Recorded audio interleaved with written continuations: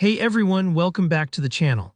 In today's quick tutorial, I'm going to show you a clear and updated way to calculate running totals in Power by using DAX as of 2023.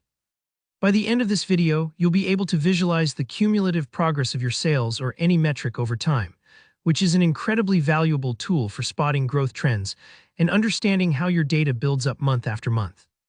So let's dive right in and get started. First up, you'll want to go to the measure table you've already set up in Power BI. If you don't have a dedicated measure table yet, I definitely recommend creating one. It keeps your workspace clean and makes managing your custom calculations much easier as your project grows.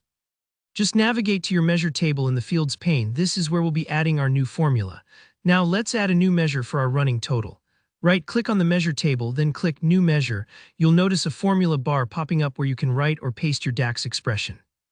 Don't worry too much about the table and column names you see here. Feel free to swap those out for whatever matches your own data. I'll paste the full formula in the video description so you can copy it directly if you'd like. Here, what the running total measure looks like. Running total sales equals calculate of sum of sales amount, but with a twist.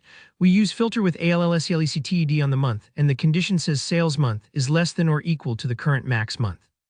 Let's break that down a bit. Calculate is the powerhouse function in DAX for modifying the context of your calculations. Sum, of course, totals up the sales amounts. Now the filter with ALLSELECTED is the real magic here. It tells Power BI to look at all months up to and including the current one, not just the month in the current row.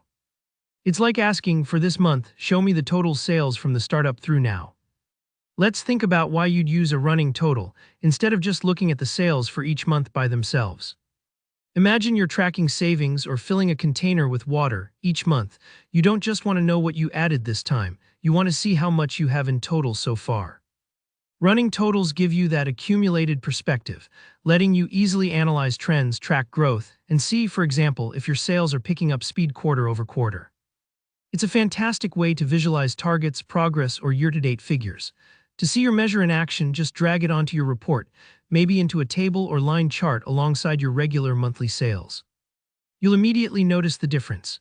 While the monthly sales column shows you the sales for January, February, March, and so on separately, the running total column accumulates as you go.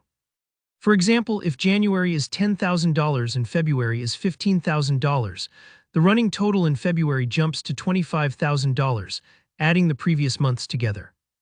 This continues each month, so by May, you're sitting at $100,000, reflecting the total sum from January through May. If your numbers don't look quite right at first, don't worry, double-check that your column and table names in the DAX formula match your actual data. It's a really common hiccup, especially when copying code across different data models. I hope this walkthrough helped clear up not just how to calculate running totals in Power BI, but also why they're so useful for analyzing trends over time. If you learned something new today, please give this video a thumbs up. And if you have questions or want to see how to apply running totals to more complex scenarios, drop a comment below. I'm always happy to help. Don't forget to subscribe for more tips like this, and I'll see you in the next tutorial.